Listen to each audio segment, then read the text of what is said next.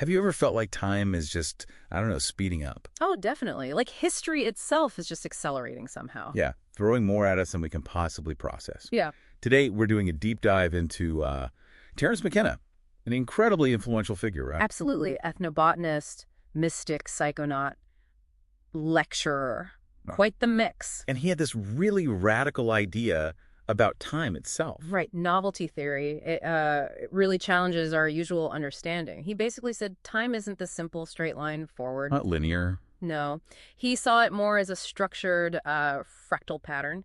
And the key thing is novelty. Novelty. Yeah, meaning uniqueness, complexity, interconnectedness. He argued that's constantly accelerating. It completely flips the script on historical progress. Okay, let's unpack this a bit. What exactly did McKenna mean by novelty, and how did that relate to what he called habit? Well, he described it as the central, almost Manichaean struggle, like a cosmic tug of war. Between novelty, which is all about evolution, creativity, increasing complexity, and habit. And habit is? Just repetition, inertia, resistance to change, the status quo. Got it. A cosmic battle.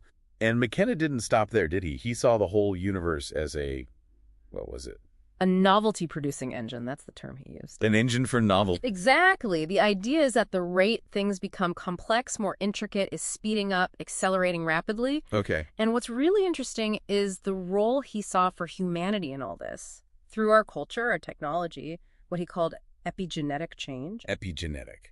Like beyond genes. Yeah, cultural transmission, basically. He thought we become instrumental in massively speeding up these novelty processes, like we're hitting the gas pedal for the cosmos. Wow. So with all this accelerating novelty, where did McKenna think it was all headed? What's the destination? He talked about the omega point. Omega point. Yeah. Sounds final. It is, in a way. It's this theoretical, sort of teleological endpoint. Yeah. The ultimate goal where novelty reaches its absolute maximum. Which would look like what? Picture extreme hyperconnectivity, infinite complexity, a kind of cosmic singularity the universe is aiming for or being pulled towards. That sounds incredibly intense. He had that phrase, didn't he? History is the shockwave of the eschaton? What was that about? Right. He was suggesting that all the chaos, the contradictions, the feeling of things speeding up and falling apart right now, Yeah.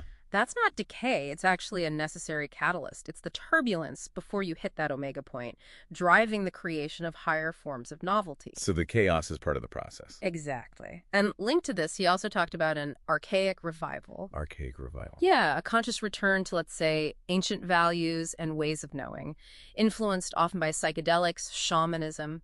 He thought this was crucial for our survival, for reconnecting with nature, which he saw as conscious, intelligent. That's quite a vision. Okay, so for such a radical idea, where did it even come from? What was the origin? Well, he traced it back to what he called the La Chirera experiment. Ah, right. The rather bizarre Amazon trip.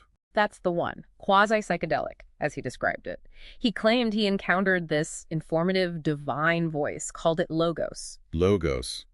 Like the Greek concept. Yeah, cosmic reason, the word, something like that.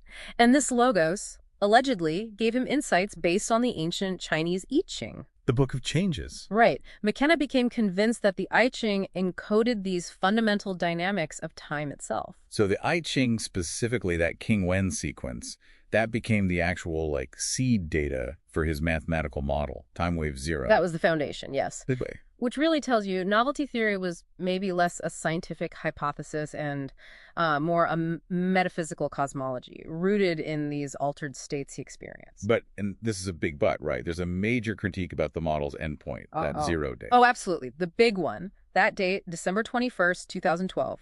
He essentially admitted that it was chosen because it provided the best possible fit with how he interpreted historical events. Well, he worked backwards from the answer he wanted. Many critics argue exactly that picking the date to make the curve fit historical peaks and troughs makes it kind of arbitrary. It really undermines any claim it had to predictive power. You're fitting the model to the data you already have. Okay. So despite these pretty serious critiques and, it being dismissed by mainstream science, why should you, listening now, even care about novelty theory? Well, I think because it offered such a compelling meta-narrative, especially for people trying to find meaning in this incredibly complex, fast-changing world we live in. A framework to understand the chaos. Kind of. It suggests the universe isn't just, evolving randomly. It's progressively coordinating a point of view. It's becoming more aware, more self-conscious. And that puts humanity in a specific role. Right, as active participants in this grand cosmic unfolding, not just passive observers. Yeah, so even though it's widely seen as pseudoscience because of the methods, the lack of empirical proof novelty theory definitely left a big cultural mark. It gives you this unique philosophical lens to look at our accelerating reality. It absolutely did. And it really makes you wonder, doesn't it? If there is this irresistible pull, as McKenna suggested, towards some predetermined omega point, how much agency do we actually have? That's the million-dollar question. Is our free will just, guiding us along a path that's already set? Or can our choices, individual and collective, genuinely change the course of the universe's journey?